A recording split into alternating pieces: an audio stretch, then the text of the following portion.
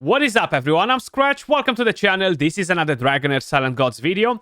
I have less than 1 day till the weekly reset on the Dance of Misfortune event, guys. So I need to do my chief challenges. In today's video, I'm going to walk you through my very first 3 teams for the first week and kind of like share with you guys a couple of different tips on how you should prioritize the bosses that you are attacking in any of the events, like regardless if you're in season 1, 2, 3 or 4.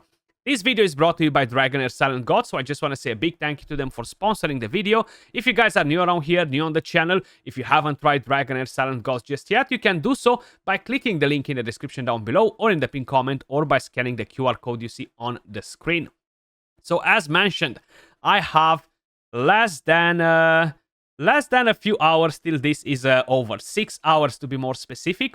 So what I've done, guys, I basically went over my champions, my heroes, okay? And that's how I decided what bosses I am planning to attack first. Now I have all of these characters leveled up. As you may notice, I don't really have any fire characters, any wild characters. And even if I would have any, I won't jump quickly on them to use them, just for the simple fact that I don't have Flora. So without Flora, wild is not as powerful to get me the most insane numbers.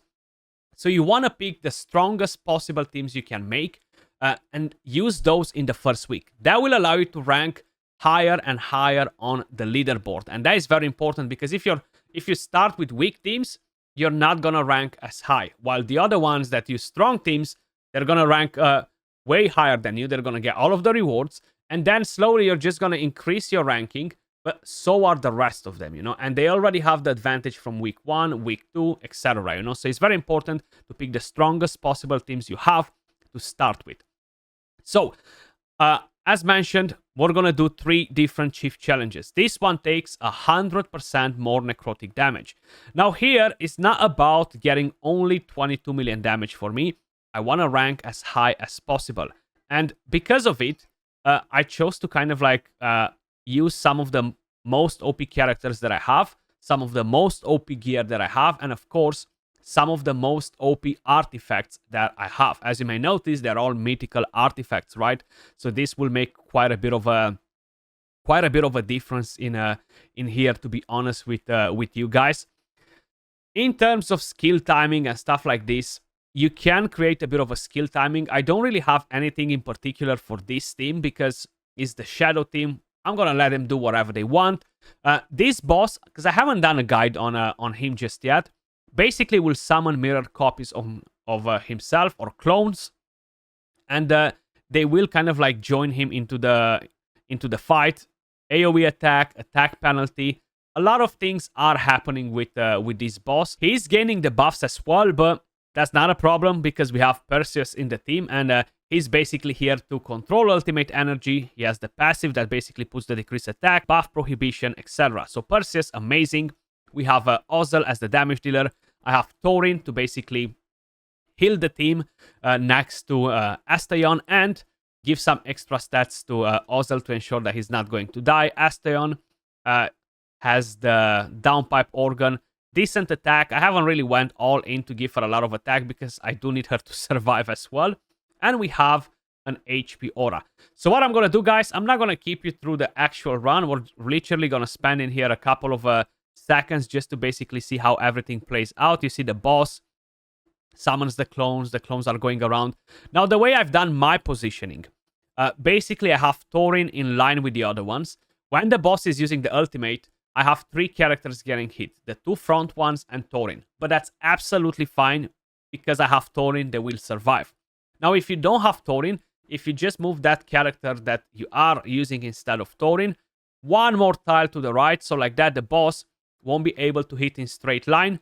You're only gonna have 2 characters getting hit by the boss's AoE, which are the 2 front characters. In my case, Perseus and Ozzel, basically. We are doing pretty good damage. 1 minute, we're gonna do like 10 million. We have all of the things that we need in order to basically deal with the boss. The clones can be annoying as well, but we're gonna be just fine. The taunt is pretty annoying. I'll be very honest with you guys because they cannot use their actual ultimate skills or battle skills and stuff like this, you know. But let's fast forward at the end so we can actually see what sort of damage we can deal with this team. Here we are, guys, 81.6 million damage. I'm actually very happy with this result, considering that my gear sucks, okay? So my runes suck, my gloves suck, my chest piece sucks. So I'm happy with what we got right here. 81.6 million damage, not too bad. Of course, we have Ozil with 62 million damage. Asteon, super crazy character, guys. Very, very helpful. So we are definitely going to save this. I haven't really showed you the actual builds. I will show them to you on one of the teams to basically kind of like understand what gear I have on them. But the gear really is nothing spectacular. I do have pretty good artifacts though. So I think if we are going to challenge record, we can actually see their stats right here. So that's what we have on Asteon. That's what we have on Perseus. Is basically just to tank. I don't have him there for damage. That's what we have on Ozil. I actually have excess of crit rate because no matter how I'm playing it around, I just cannot drop that crit rate to gain more crit damage. I have no crit damage gloves to basically give him. This is Taldi. He has probably one of the best builds because he's just spot on with the stats. And that is Thorin right here. I do have the Solar King's Horn on him to basically give me more stacks of increased damage on the team, you know, and not a super high enlightenment on him. I haven't showed you the Psychic Core at the beginning, guys. Let me just quickly show you. It's not crazy, okay? Like, I don't even have anything active for Lightning and Radiance or for Ice and Necrosis, and I still managed to do pretty solid damage. I do have this on Fire and Poison, though, so more attack, but I don't really have anything, everything maxed, you know. So that's a bit of a shame, but we are getting there. For next week, we're gonna be able to basically work on a few more of them. The next boss that we are going to do, guys, is going to be Scatius. 100% more lightning damage. So let me just quickly show you what team I have for this boss. It's not fully optimized. I haven't really tested much either. Whatever this team gives me, I'll be happy with that. I've tried bringing in another damage dealer instead of Artrat, and what was happening is that they were dying like after 3 minutes, you know, so my damage dealers were dying, not the tank. So I decided to basically just use 2 damage dealers and just call it a day there, basically. I am using, of course, Perkunte. Now, he has the Downpipe Organ.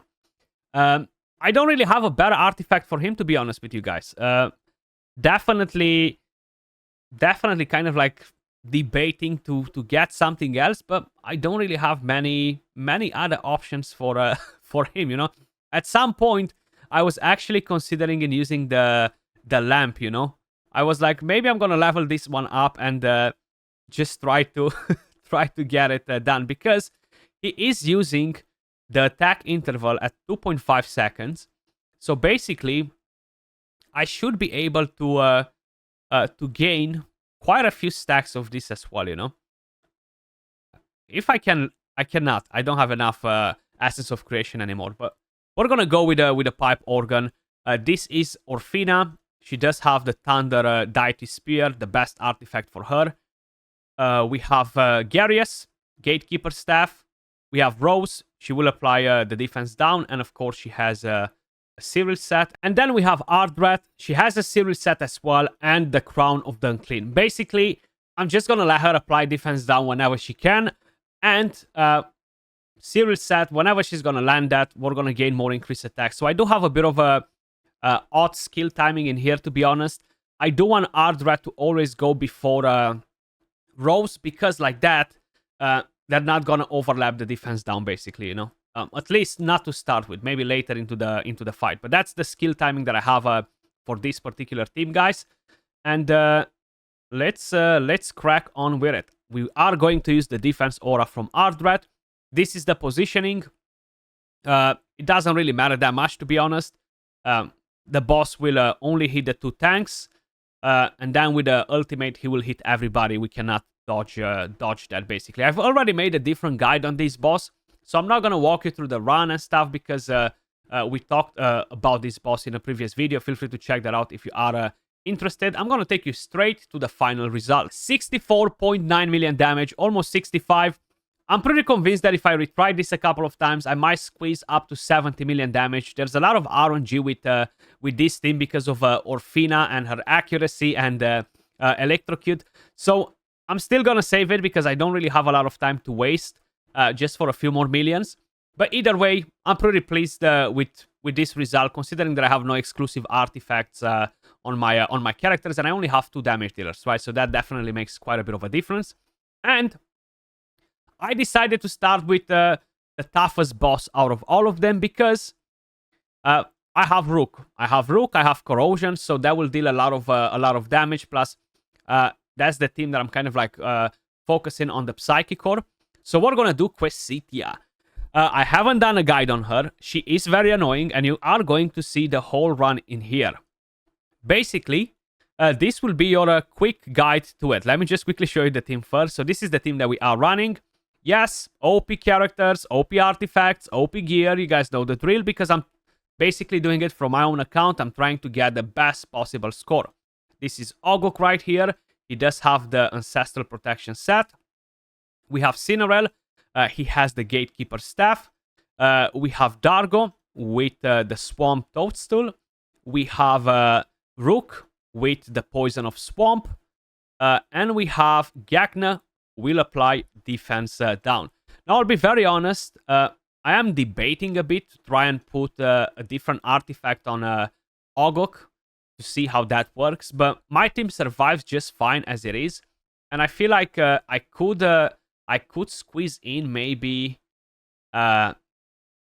squeeze in the pipe organ on him, and that will be fine. Again, the timing, I have skill timing, but you're gonna quickly understand that it's going to be completely irrelevant, okay? Just check it out. So this is my positioning. The boss is still going to move characters around.